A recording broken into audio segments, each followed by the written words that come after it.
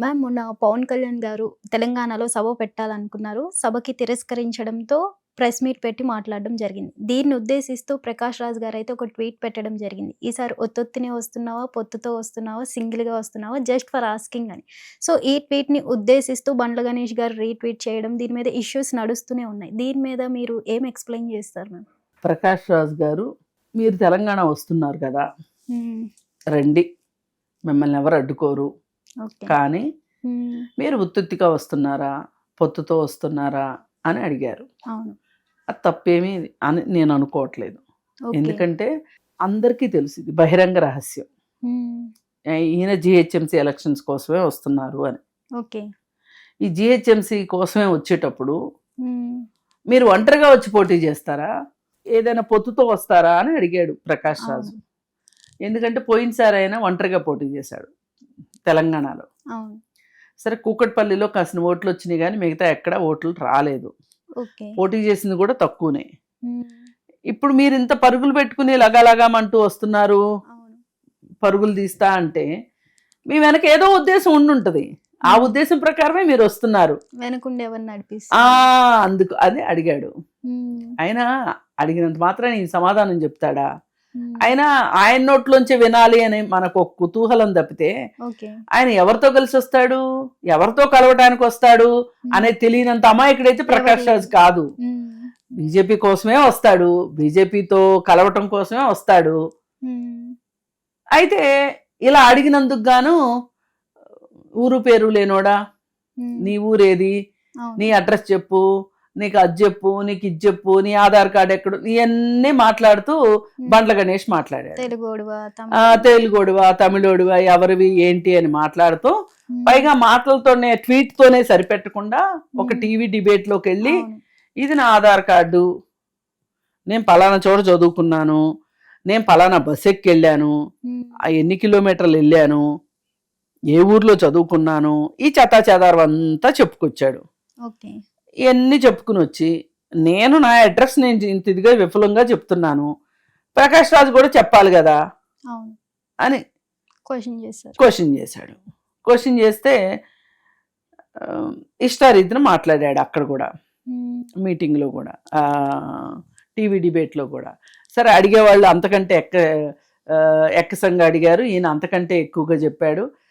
సరే, అసలు ప్రకాష్ రాజుకి ఏం తెలుసు? ప్రతి దాంట్లో వేలు పెడతాడు, ప్రతి దాంట్లోకి వచ్చేస్తాడు.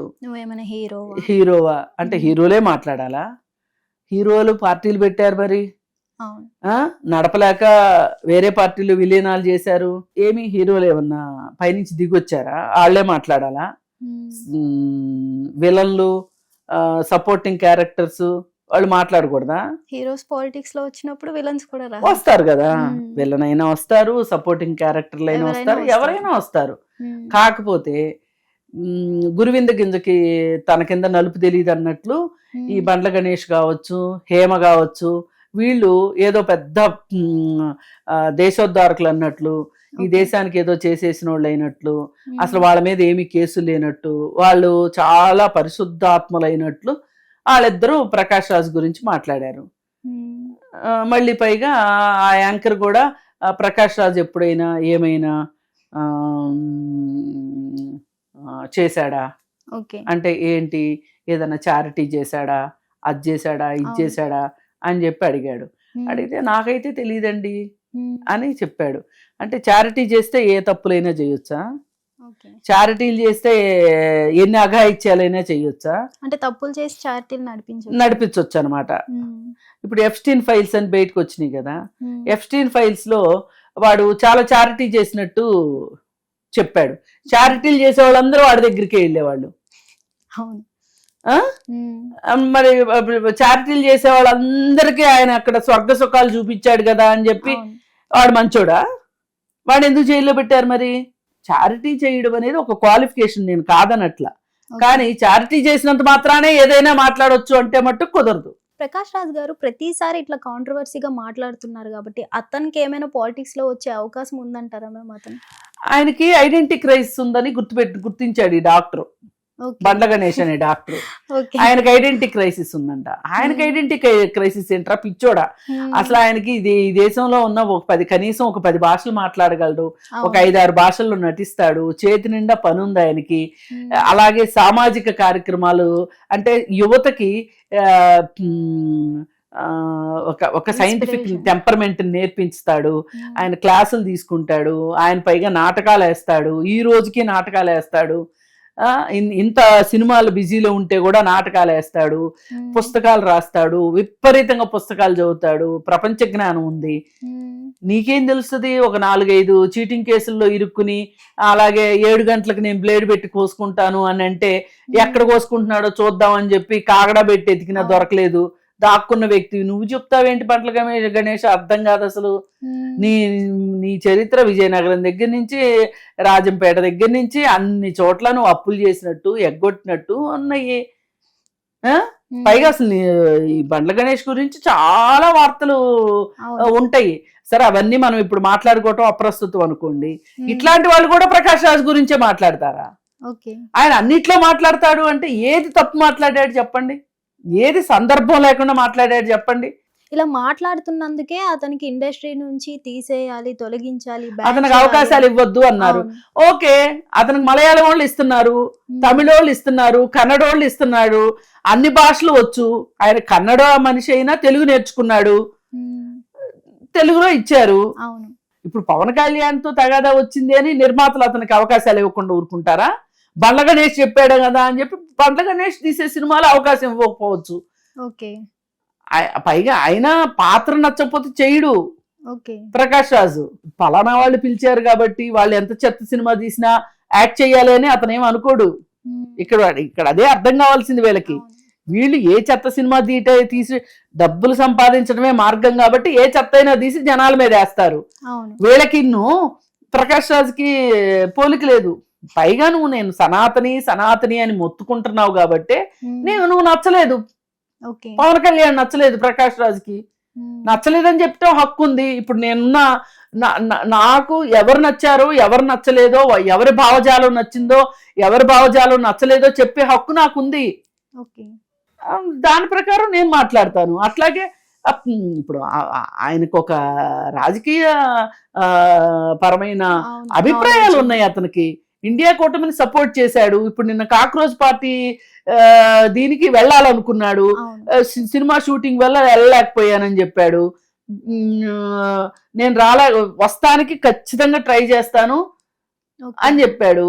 రాలేకపోతున్నందుకు చింతిస్తున్నాను అని చెప్పి మళ్ళీ ట్వీట్ పెట్టాడు. అతను ఏదో సినిమా షూటింగ్ లో ఉన్నాడు. ఇప్పుడు అతను అక్కడ వెళ్ళాడు అనుకోండి, అతనితో కాంబినేషన్ సీన్లు ఉన్నాయి అనుకోండి, మరి ఇబ్బంది అవుతుంది కదా.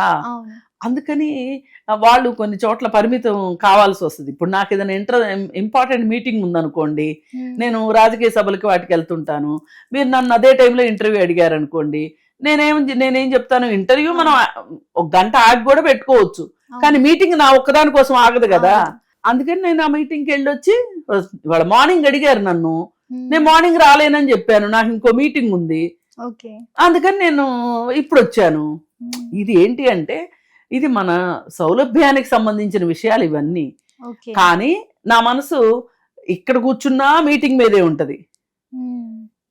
ఒకవేళ మీటింగ్ ఎగ్గొట్టి ఇక్కడికి వస్తే, కాకపోతే వెసులుబాటు చేసుకోగలిగింది ఏంటి, మన షూట్ 1 గంట లేట్ అవుతుంది అంతే కదా.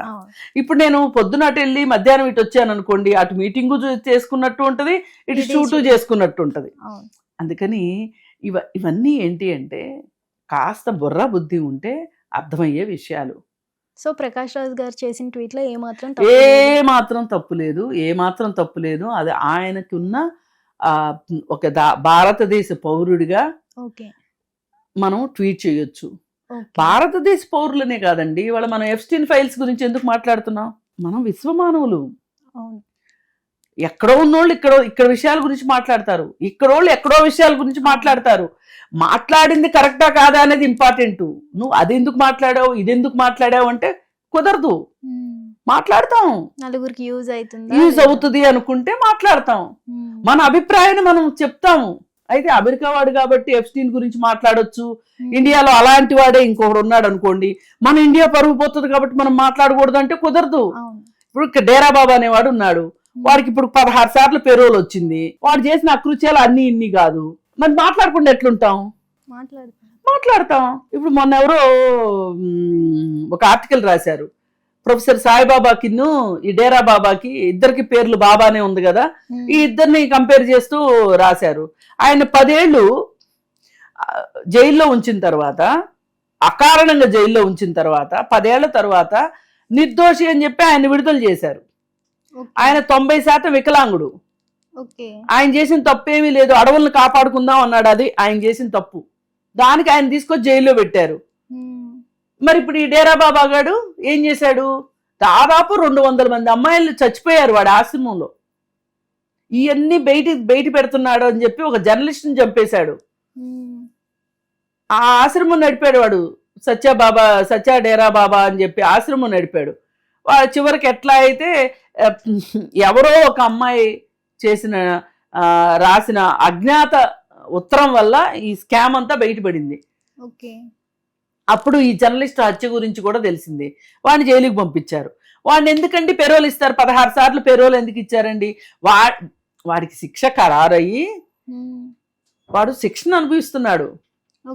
అదే ఈయన సాయిబాబా గారు, ఆయనకి శిక్ష ఖరారు కాల. డిఫరెన్స్ ఉందా లేదా? ఇద్దరికి న్యాయం లేదు ఇక్కడ. అందుకోసం ఏంటంటే ఇక్కడ మనం ఆలోచించాల్సింది, ఏది ఏమైనప్పటికీ మనము ఏది అన్యాయం అంటే ఆ అన్యాయం గురించి మాట్లాడతాం. మాట్లాడే హక్కు ఉంది. నేను మాట్లాడతా ప్రొఫెసర్ సాయిబాబా గురించి. ఇలాగే ఒక పెద్ద ఆయన్ని జైల్లో పెట్టారు.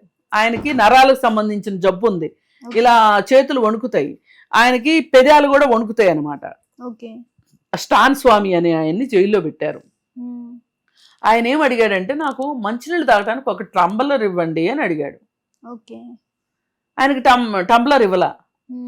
ఆయన కూడా నేరం రుజువైన ఖైదీ కూడా కాదు ఆయన జైల్లోనే చనిపోయాడు. ఇలా ప్రజల గురించి మాట్లాడేవాళ్ళు, ప్రజల కోసం ఏమైనా చేసేవాళ్ళు, అడవులు కాపాడుకోవాలి అనుకునే వాళ్ళేమో మీరు జైల్లో పెడతారు. ఇప్పుడు ఆ సాయిబాబా గారు ఏమైందంటే 90% అంగవైకల్యం అని చెప్పాను కదా, అక్కడ సరిగా డాక్టర్లు చూపించక ఆయన నానా ఇబ్బందులు పడి, తిండి సరిగా తినక జైల్లో నానా కష్టాలు పడి బయటకు వచ్చిన తర్వాత చనిపోయాడు ఆయన. ఈ డేరా బాబా దున్నపోతులాగా ఉన్నాడు, అచ్చోసిన ఆంబోతులా ఉన్నాడు. వాడు ఇప్పుడు ఏ అత్యాచారాలు చేయడానికి బయటకు వచ్చాడో తెలియదు. వాడికి ఏసీ రూమ్స్ లో తిప్పుతున్నారు. మరి ఇలాంటి వైరుధ్యాలను ప్రశ్నించకుండా ఎలా ఉంటాము? ఇలాంటి వైరుధ్యాలనే ప్రకాష్ రాజ్ ప్రశ్నిస్తాడు. అందుకే ఎప్పుడు కాంట్రవర్సీ అనుకుంటారు. కానీ ఆయన చెప్పేది అర్థం చేసుకుంటే ఇది మన కోసమే కదా, ఆ ప్లేస్ లో మనం ఉంటే ఎలా బాధపడతాము అనేది అర్థం చేసుకోవాలి. హిట్ టీవీ యాప్, ఇందులో short news, live news, entertainment shows, movies, digital magazines తో పాటు మీ జిల్లా వార్తలను కూడా ఫ్రీగా చూడొచ్చు. ఇంకెందుకు ఆలస్యం? వెంటనే హిట్ టీవీ యాప్ ని డౌన్లోడ్ చేసుకుని ఫ్రీగా ఎంటర్టైన్మెంట్ పొందండి. Hit TV app. Hit TV app. Please download hit TV app. Hit TV app ని ఫ్రీగా డౌన్లోడ్ చేసుకుని ఎంజాయ్ చేయండి. మీకు నచ్చిన ఎంటర్టైన్మెంట్ కోసం హిట్ టీవీ యాప్ ని ఫ్రీగా డౌన్లోడ్ చేసుకుని ఎంజాయ్ చేయండి. హిట్ టీవీ యాప్ ని డౌన్లోడ్ చేసుకుని ఆస్వాదించండి, ఆశీర్వదించండి. ఇంతమంది సెలబ్రిటీలు హిట్ టీవీ యాప్ ని డౌన్లోడ్ చేసుకోండి అని చెప్తున్నారంటే ఎంత మంచి యాప్ ఆలోచించండి. అమెరికా అమెరికాలో చదవాలనుకునే వాళ్ళకి విశ్వసనీయమైన పేరు మన శౌర్య కన్సల్టెన్సీ. UK లో 1 year masters, UK లో 1 year masters, 2 years work permit up to 5 years visa. Contact Saurya Consultancy. Contact 89851 89851.